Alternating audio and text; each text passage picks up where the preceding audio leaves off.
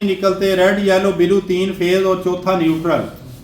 ये एक अलग से क्वेश्चन है। कुछ ट्रांसफार्मर स्टार स्टार होते हैं, कुछ स्टार डेल्टा होते हैं, कुछ डेल्टा डेल्टा होते हैं, कुछ स्टार टू डेल्टा होते हैं, मैश वाई होते हैं, वाई मैश होते हैं। इस तरह से उनकी टाइप्स हैं। ये टाइप्स के ऊपर डिपेंड करता है कि प्राइमरी वाइंडिंग बाज की डेल्टा में होती है, सेकेंडरी उनकी स्टार में होती है। जो डेल्टा का सिस्टम होगा, डेल्टा में 3 फेज 3 वायर सिस्टम हमें हासिल होता है। जो स्टार कनेक्शन या वाई कनेक्शन होता है उसमें 3 फेज 4 वायर सिस्टम हमें हासिल होता है। तो यहां पे ये तीनों फेज की बुशिंग आपको नजर आ रही होगी, बाहर निकाली गई है। ठीक है जी। उससे नीचे आ जाएं, बुशिंग से नीचे इधर यहां पे एक थर्मोमीटर लगा हुआ है। ये पूरा एम्बिएंट टेम्परेचर बताता है कि ट्रांसफार्मर से बाहर का टेम्परेचर कितना चल रहा है। इससे हम कंपैरिजन एनालिसिस करते हैं कि टेम्परेचर ऑयल का वो कितना चल रहा है और हमारा एम्बिएंट टेम्परेचर जो इर्द गिर्द का टेम्परेचर है ये कितना चल रहा है। उसके लिहाज से क्या ट्रांसफार्मर के अंदर कोई टेक्निकल फॉल्ट तो नहीं है या उसकी वाइंडिंग ओवरहीट तो नहीं हो रही। इन चीज़ों का यहाँ से अदराक होता है। तो यहाँ पे ऊपर एक थर्मोमीटर भी लगाया जाता है जो वहाँ का एम्बिएंट टेम्परेचर हमें फ्राहम करता है। उससे नीचे ये रेडिएटर है। ये सारा इसको रेडिएटर ट्यूब्स भी कहते हैं, रेडिएटर भी कहते हैं। ट्रांसफार्मर्स के साइडों पे आपने देखा होगा छोटे ट्रांसफार्मर पे रेडिएटर बिल्कुल छोटे लगे होते हैं, बाल पे रेडिएटर बड़े लगे होते हैं। ये भी एक छोटा ट्रांसफार्मर है। इससे बड़े ट्रांसफार्मर में रेडिएटर के साथ साथ हमारे पास फैंस भी लगे होते हैं। ये ट्रांसफार्मर के लेवल होते हैं। स्टेप 1 लेवल की कूलिंग देनी है, स्टेप 2 लेवल की देनी है, स्टेप 3 लेवल की कूलिंग देनी है अकॉर्डिंग टू देयर लोड्स, जैसा उनका लोड होता है। अगर लोड बिल्कुल लो लेवल का हो तो स्टेप 1 लेवल की कूलिंग होती है जिसमें इसके ऊपर इत्तफाक किया जाता है कि उस ट्रांसफार्मर का जो मेन टैंक होता है उसमें ऑयल डाल दिया जाता है। इसके ऊपर ही हम इत्तफाक कर लेते हैं कि ये पहले लेवल की कूलिंग है, इसके जरिए ही इसको हम कंट्रोल कर लेते हैं। अगर थोड़े से हाई लेवल का बड़ा ट्रांसफार्मर है उसके अंदर फिर कूल्ड ऑयल डाला जाता है और उसके अंदर नीचे मोटराइज्ड मूविंग सिस्टम लगा होता है।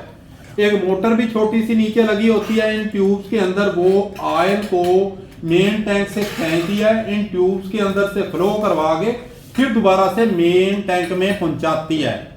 उस तरह से ऑयल को सर्कुलेट करती है।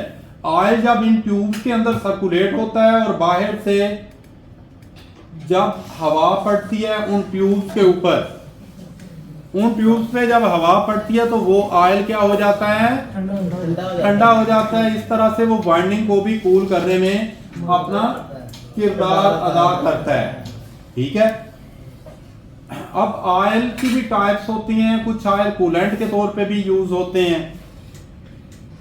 वो हम according to transformer types, according to load types depend करता है कि कितना हैवी ट्रांसफार्मर है। ये सारा वहां पे कूलिंग का निजाम बनाया जाता है।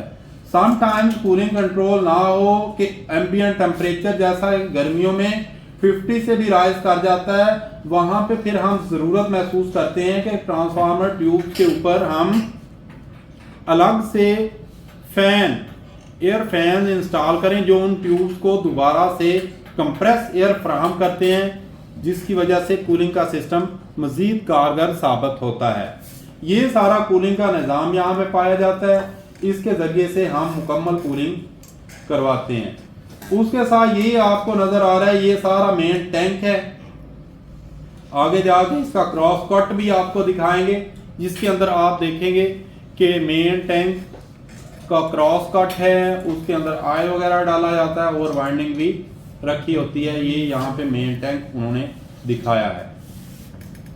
आगे उसके अंदर ही ट्रांसफार्मर कोर है। अब ये मेन टैंक के अंदर की चीज बताई है वो अलग से, इससे आगे कोर भी दिखाते हैं जिसके ऊपर वाइंडिंग होती है। कोर का किरदार आप लोगों को पता है कि कोर फ्लक्स को मैग्नेटिक पाथ फराहम करती है। ट्रांसफार्मर की हमने डेफिनेशन में पढ़ा था कि ट्रांसफार्मर की 2 वाइंडिंग्स होती हैं बेसिकली। अगर 3 फेज है तो 3 वाइंडिंग प्राइमरी होंगी और 3 ही सेकेंडरी वाइंडिंग उसकी होगी। अब वाइंडिंग कोर मटेरियल के ऊपर की जाती है। कोर का ये काम होता है कि फ्लक्स को पाथ फराहम करना। वाइंडिंग प्राइमरी और सेकेंडरी इलेक्ट्रिकली एक दूसरे से इंसुलेट होती हैं, मिली हुई नहीं होती, लेकिन वो इस रास्ते से आपस में कनेक्टेड होती हैं। वो मैग्नेटिकली पाथ से फराहम करते हैं, मैग्नेटिकली पाथ के जरिए से ही आपस में कनेक्टेड होते हैं, जिसको फ्लक्स पाथ कहते हैं। ठीक है जी। तो कोर का काम, ट्रांसफार्मर की कोर लैमिनेटेड कोर बनाई जाती है, पथरीदार कोर बनाई जाती है। इसका काम होता है कि फ्लक्स को लीकेज फ्लक्स से बचाना, उसको एक सेफ पाथ फराहम करना। लैमिनेटेड कोर बनाने का मकसद ये होता है कि वहाँ पे एडी करंट लॉस पैदा ना हो। ठीक है, वो चीज़ें होती हैं। फिर ट्रांसफार्मर की वाइंडिंग के मतलब भी काम कंप्लीट हो गया है। ये हमारी स्लाइड ओके है। नेक्स्ट स्लाइड की तरफ जाते हैं। इसमें ट्रांसफार्मर के पार्ट्स बताए गए हैं। ये पार्ट्स आपने याद रखने हैं। ये स्लाइड्स मैं आपको शेयर भी कर दूंगा, पिक्टोरियल फॉर्म में भी शेयर कर दूंगा, और जिनके पास पीपीटी स्लाइड खोलने का सॉफ्टवेयर जिनके सेलफोन में है, उन स्टूडेंट्स को ये पीपीटी की सूरत में भी यहाँ से मिल सकती है। मैं ये आपके साथ शेयर कर दूंगा। इसमें देखें, पहले लेमिनेटेड कोर है, वाइंडिंग होती है, insulating material like a big bushing वगैरह, ये सारे इंसुलेटिंग मटेरियल में होते हैं। वाइंडिंग के ऊपर भी इंसुलेटिंग मटेरियल लगाया जाता है। ट्रांसफार्मर ऑयल होता है जो कूलिंग का काम करता है। ये मोटा मोटा आपको इन चीज़ों के बारे में पता होना चाहिए कि किस चीज़ का क्या किरदार होता है। बाकी इसमें कोई रॉकेट साइंस नहीं है। ट्रांसफार्मर बहुत ईजी टॉपिक है, लेकिन इसके लिहाज से इसका किरदार बहुत ज़्यादा फील्ड के अंदर, ये बड़ा इंपॉर्टेंट टॉपिक है। ठीक है, लेकिन ईजी है, मुश्किल बिल्कुल नहीं है ट्रांसफार्मर। मुझे अपने स्टूडेंट लाइफ में सबसे ज़्यादा पसंद था तो यही टॉपिक पसंद था, ट्रांसफार्मर। इवन कि मैंने अपने बैचलर में जो मैंने प्रोजेक्ट जमा करवाया था वो भी मैंने ट्रांसफार्मर के ऊपर ही करवाया था। कंजर्वेटर टैंक है, इसके बारे में पढ़ा चुका हूँ कि जायद आयल को कंजर्वेटर टैंक में चला जाता है। नेक्स्ट बक्कल रिले है, ये ट्रांसफार्मर को मुकम्मल प्रोटेक्शन देती है। इस बक्कल रिले के अलावा जो पावर ट्रांसफार्मर होते हैं उसमें अलग से 7 प्रोटेक्शंस और दी जाती हैं। वो मैं आपको एक दिन अलग से, उसका टॉपिक है कि पावर ट्रांसफार्मर के ऊपर हम प्रोटेक्शन कौन कौन सी फ्राहम करते हैं। अगर कुदरत आपको मौका दे कहीं हाई लेवल में बड़े पावर प्लांट में अगर कोई बंदा कुछ किस्म से चला जाता है तो वहाँ पे उसको वो चीज़ें भी डील करने को मिलेंगी। तो यहाँ पे बक्कल रिले सबसे अहम प्रोटेक्शन के तौर पे यहाँ पे इसके साथ इस्तेमाल होती है। नेक्स्ट ब्रीदर है। ब्रीदर आपको बताया कि मॉइस्चर वगैरह के अंदर से जो बुखारात वगैरह, गैसेस वगैरह पैदा होती हैं, ब्रीदर्स के ज़रिए बाहर निकलती हैं और फ्रेश एयर ब्रीदर्स के ज़रिए से अंदर जाती है। नेक्स्ट कूलिंग ट्यूब है। ये ट्रांसफार्मर के अंदर जब हीट पैदा हो जाती है, कूलिंग ट्यूब्स के ज़रिए से वो उस ऑयल को, हीट को वो क्या करता है, रेडिएट करता है, बाहर निकालता है। नेक्स्ट टैप चेंजर है। टैप चेंजर का टॉपिक पहले मैंने नहीं दिखाया, अभी नेक्स्ट टैप चेंजर आ रहा है। जैसा कि हम स्टेबलाइजर के अंदर देखा है या हम अपने घरों में देखते हैं कि वोल्टेज लेवल लो हो गए हैं, तो ट्रांसफार्मर की भी इसी तरह जब पीछे से सप्लाई कम आ रही हो तो टैप चेंजर को ऑपरेट करके हम अपने डिज़ायर वोल्टेज लेवल को हासिल कर सकते हैं टैप चेंजर के जरिए। नेक्स्ट एक्सप्लोशन वाल्व वेंट है। ये एक्सप्लोज करने के लिए वेंट के तौर पे इस्तेमाल होता है। वेंट आपको पता होता है कि वाल्व होता है। ये आप लोगों के सामने 2 सेट आ गए हैं। ये प्राइमरी कॉइल है जो कि रेड कलर की लाइंस वाइंड्स के साथ टर्नें रेड कलर की हैं, ये प्राइमरी कॉइल है। और ये इसकी सेकेंडरी कॉइल यहाँ पे दिखाई गई है, और ये कोर है जो कोर पीछे मैंने पढ़ाई है। ठीक है, ये बेसिकली अगर हम ट्रांसफार्मर को बुनियादी तौर पे समझना हो तो ये डायग्राम इसके लिए बेस्ट है। मैंने भी अपने फर्स्ट लेक्चर में इस डायग्राम से आप लोगों को एक्सप्लेन किया था। ठीक है, हर चीज़ को एक्सप्लेन करने का एक खास तरीकाकार होता है। यहाँ पे भी ट्रांसफार्मर को समझने के लिए ये इसकी बेसिक डायग्राम है। यहाँ पे देखें प्राइमरी वाइंडिंग। प्राइमरी वाइंडिंग क्या काम करती है? प्राइमरी वाइंडिंग का काम होता है कि यहाँ पे आपने देखा ये प्राइमरी वाइंडिंग है। ठीक है आपकी क्लास में?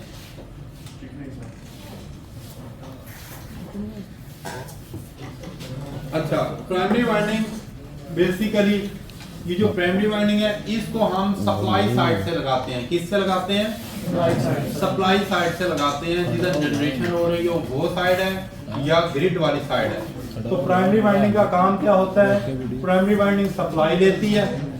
अब अगर तो हमारे पास ट्रांसफार्मर है, वीडियो आपको मिल जाएगी, दूसरे लोगों को वीडियो बनाने की ज़रूरत नहीं है, हमारा एक ही कैमरामैन है, वो वीडियो एडिटिंग वगैरह करके वो वीडियो आपको मिल जाएगी सेफ साइड। किसी बंदे को वीडियो वगैरह बनाने की ज़रूरत नहीं, ये मेरा लेक्चर आपको अवेलेबल होगा और इसके अगेंस्ट जो क्वेश्चन भी होंगे वो भी इंशाल्लाह हम कोशिश करेंगे कि रिकॉर्डिंग फॉर्म में वो भी आपको वीडियो सूरत में मिले। तो प्राइमरी वाइंडिंग के अंदर हम क्या करते हैं, अगर तो आपका ट्रांसफार्मर है बेटा स्टेप अप ट्रांसफार्मर है, स्टेप अप ट्रांसफार्मर की सूरत में प्राइमरी वाइंडिंग क्या होगी, कम टर्नों की होगी, सेकेंडरी वाइंडिंग ज्यादा टर्नों की होगी। बस इसमें एक चीज याद रखनी है कि नंबर्स ऑफ टर्न और वोल्टेज ये आपस में डायरेक्टली प्रोपोर्शनल होते हैं।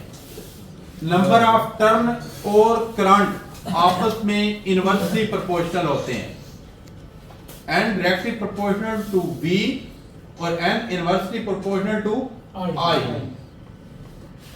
अब स्टेप अप ट्रांसफार्मर है, स्टेप अप का मतलब ये है कि बेटा उसकी प्राइमरी के वोल्टेज कम है, सेकेंडरी के क्या है ज्यादा है। तो स्टेप अप ट्रांसफार्मर जिसके प्राइमरी के कम होंगे तो उसकी टर्नें प्राइमरी की क्या होंगी, कम होंगी, और सेकेंडरी की टर्नें ज्यादा होंगी, और प्राइमरी की करंट क्या होगी, करंट ज्यादा होगी। जो स्टेप अप ट्रांसफार्मर है वोल्टेज को क्या करता है, वो स्टेप डाउन करता है, sorry step up transformer current को स्टेप डाउन करता है, वोल्टेज को स्टेप अप करता है, ये उल्ट होते हैं एक दूसरे के। इसी तरह नंबर ऑफ टर्न अगर करंट के साथ है तो वो इनवर्सली प्रोपोर्शनल होगी, और अगर वोल्टेज के साथ है तो क्या होगी, डायरेक्टली प्रोपोर्शनल होगी। तो एक चीज जो स्टेप अप ट्रांसफार्मर है उसकी प्राइमरी की टर्नें कम होती हैं, सेकेंडरी की ज्यादा होती हैं, तो उसमें प्राइमरी के वोल्टेज भी कम होंगे। ठीक है, ये चीज आपने देखनी होती है। कोई भी बंदा आपके सामने ट्रांसफार्मर कोई छोटा रख देता है, आपसे पूछता है कि बताएं ये स्टेप अप है या स्टेप डाउन है, आपने दो चीजें देखनी है। जिस वाइंडिंग की टर्नें ज्यादा होंगी वही वाइंडिंग के वोल्टेज ज्यादा है। अगर सेकेंडरी के वोल्टेज ज्यादा है, सेकेंडरी की टर्नें ज्यादा होंगी, तो उसको क्या कहेंगे, स्टेप नीचे वाले से ऊपर गया है, अप है। अगर प्राइमरी की टर्नें कम है, सेकेंडरी की ज्यादा है, तो वो स्टेप डाउन है। ठीक है जी, ये थी। अब दूसरी निशानी इसकी ये होगी कि जिस साइड की टर्नें ज्यादा हैं उस साइड की करंट क्या होगी, कम होगी। तो कम करंट के लिए साइज ऑफ कंडक्टर क्या होगा, इंक्रीज करेगा या डिक्रीज करेगा, डिक्रीज करेगा। कंडक्टर का साइज कम होगा, उसका कंडक्टर की आप टर्नों के अंदर जो कंडक्टर यूज होगा वो ब्रीक साइज का होगा, ब्रीक होगा। और जिसकी टर्नें कम होंगी उसका कंडक्टर आप देखेंगे इतना मोटा कंडक्टर होगा, क्योंकि पावर तो दोनों तरफ बराबर है ना। वोल्टेज जितने स्टेप अप हुए हैं उतना करंट स्टेप डाउन कर गया है, जितना वोल्टेज स्टेप डाउन हुए हैं उतना करंट स्टेप अप कर गया है। पावर दोनों तरफ एक जैसी डिलीवर होगी। तो इस बुनियाद पे अगर किसकी टर्नें कम है तो कॉपर उतना ही यूज हुआ है, वहां पे क्या होगा, टर्नें कम है लेकिन size of conductor, cross section area of conductor क्या है, बढ़ा दिया है, ज्यादा कर दिया है। ठीक है जी, तो इस चीज से आपने आइडेंटिफाई करना है कि कौन सी सेकेंडरी है और कौन सी प्राइमरी है। अब प्राइमरी का फंक्शन क्या होता है, एक तो सप्लाई साइड से इसे जोड़ते हैं, प्राइमरी ने यहाँ पे फ्लक्स पैदा कर रहे हैं, यहाँ पे म्यूचुअल इंडक्शन का असूल लगता है। म्यूचुअल इंडक्शन आपको डिटेल में मैं बाद में पढ़ाऊंगा, कुछ लोगों को पढ़ाया है, कुछ को बाद में पढ़ाऊंगा।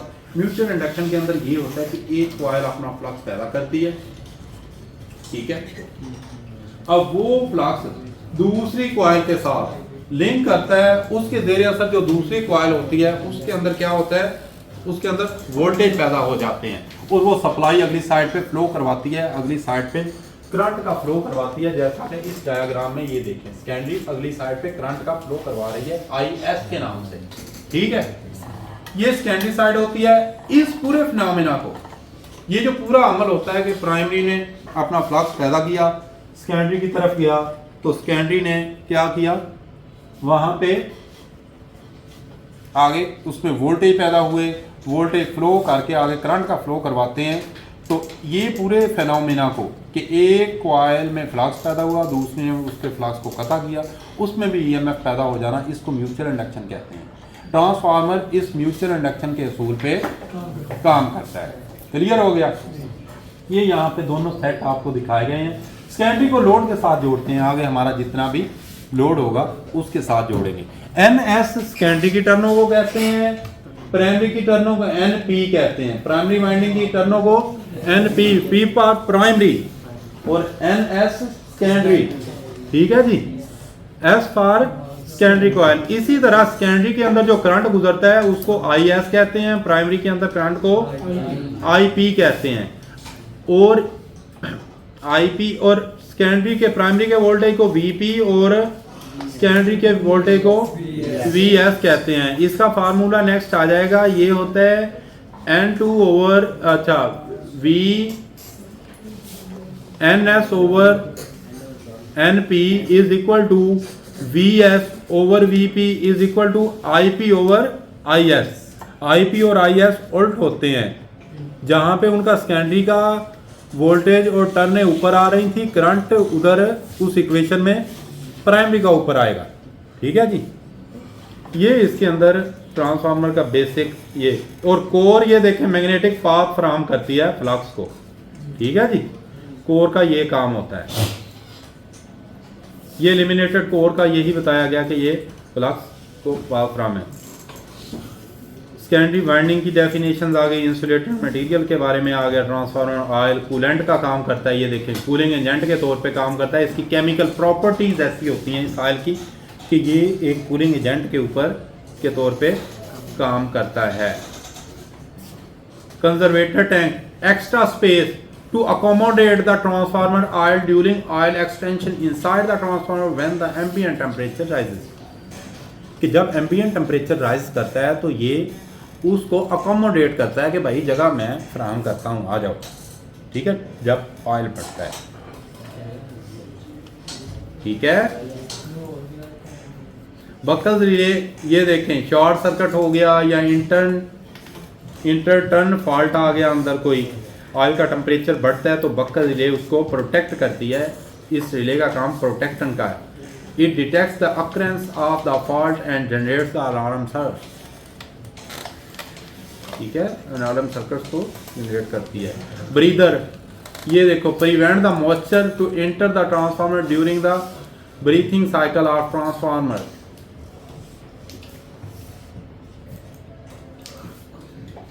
टैप चेंजर, अब देखें, the main function of the tap changer is to regulate the transformer output voltage by altering the numbers of turn की तब्दीली से जो आउटपुट पे हमें कम वोल्टेज मिलते हैं। जैसा कि घरों में हमने ऑटो ट्रांसफार्मर या स्टेबलाइजर वगैरह लगाया होता है कि जिसके ज़रिए हमें वोल्टेज एक अच्छे लेवल पे मिले। ट्रांसफार्मर के भी अगर हमें कम वोल्टेज या सिस्टम के वोल्टेज लो हो जाते हैं तो ट्रांसफार्मर के अंदर ये ऑप्शन रखा जाता है कि टैप चेंजर के ज़रिए उसको बेहतर करें।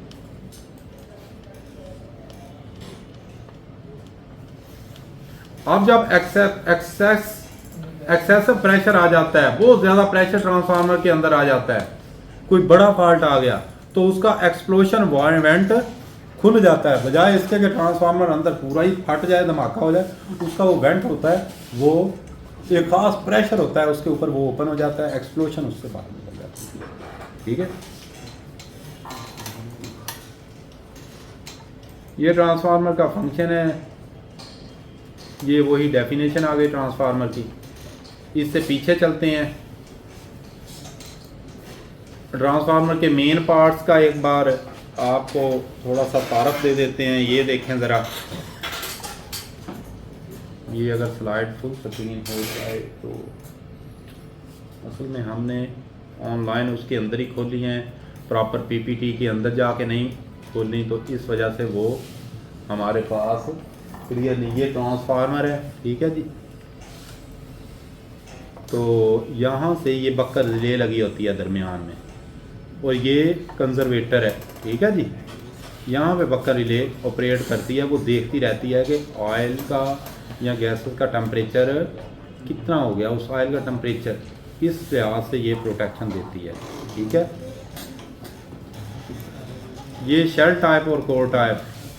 शेल टाइप के अंदर वाइंडिंग होती है, कोर बाहर होती है। कोर टाइप में बाहर वाइंडिंग होती है, कोर अंदर होती है। ये आपको नज़र आ रहे होंगे शेल टाइप और कोर टाइप ट्रांसफार्मर। ठीक है जी, ये 3 फेज़ है, ये सिंगल फेज़ है। ये देखिए कोर टाइप में कोर अंदर है और वाइंडिंग उसके बाहर है। शेल में क्या है, वाइंडिंग अंदर है, कोर। बस ये डेफिनेशन आपने याद रखने हैं। ठीक है जी, कोर टाइप में वाइंडिंग बाहर होती है, कोर अंदर होती है। और शेल टाइप में कोर, हाँ जी शाबाश। ये ब्रीदर है। ठीक है, ये पढ़ा नहीं जा रहा है इसके अंदर क्या क्या मवा रखा हुआ है। ये टैप चेंजर दिखाया गया है। ठीक है जी, टैंक है। आगे मज़ीद वाज़े आता है तो इसको देखते हैं। ये एक ट्रांसफार्मर की कूलिंग ट्यूब्स को ज़रा उन्होंने वाज़े करके दिखाया गया है। ये सारी दोनों तरफ कूलिंग ट्यूब्स हैं, इसके अंदर ऑयल होता है। ठीक है, ये क्या है, कौन बताएगा जी? यसीब आप बताएं, ये क्या है जिस पे कर्सर है?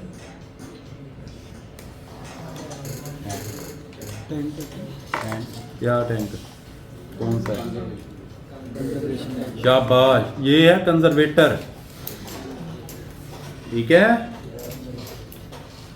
Thank you.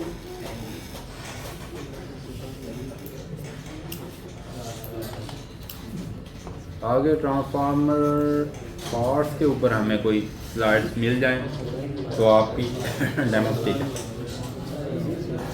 You people have any question, please feel free to ask any question और क्यूरी। इसका मतलब है सब समझ आ रहा है या सब समझ नहीं आ रहा? ये देखें, ये एक मिनट अलीज़ा आपके क्वेश्चन को आंसर करते हैं। ये ट्रांसफार्मर का एक किरदार बताया गया है जो कि मेरा पहले लेक्चर में मैं बता चुका हूँ चीज़ें, कि ये एक जनरेशन स्टेशन है। यहाँ पे एक ट्रांसफार्मर देखो लगाया हुआ है और ये क्या कहता है कि वोल्टेज को वो स्टेप अप कर रहा है। ये ट्रांसमिशन लाइनें हैं। ठीक है, ये दरमियान में ट्रांसमिशन के ज़रिए एक और स्टेशन आ गया है जो आपस में ग्रिडों को डिवाइड करता है। यहाँ से मुख्तलिफ ग्रिड्स को 66 kV में सप्लाई या 11 kV में जाने शुरू हो जाती है। आगे ग्रिड से आगे फिर सप्लाई जाती है, मज़ीद तकसीम हो गई, ये डिस्ट्रीब्यूशन सिस्टम चल पड़ा है। यहाँ से आगे डिस्ट्रीब्यूशन सिस्टम चल पड़ा है 11 kV में। यहाँ से आगे सर्विस मेन्स चल पड़ी हैं जो घरेलू सप्लाई जाती है। ठीक है, ये सारी डिस्ट्रीब्यूशन हो रही है और घरों को सप्लाई जा रही है। इस मकसद के लिए ट्रांसफार्मर इस्तेमाल होता है। ठीक है जी सर। ये उन्होंने बताया कि ये हाई वोल्टेज साइड है, ये लो वोल्टेज साइड है। ठीक है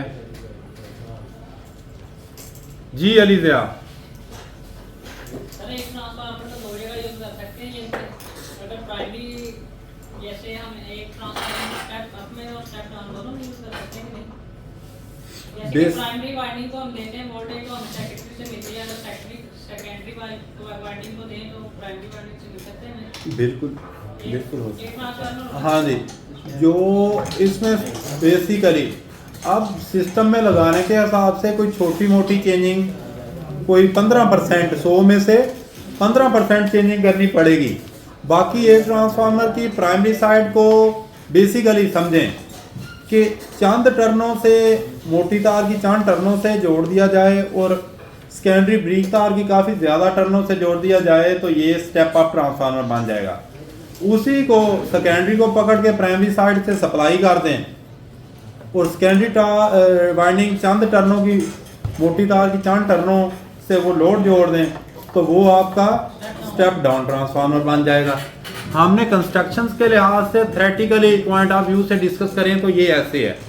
अब फील्ड में लगाने के लिहाज से थोड़े बहुत सर्कमस्टेंसेस के हवाले से चेंजिंग करनी पड़ती है। ऐसी माइनर सी चेंजिंग उसमें करने की ज़रूरत होती है।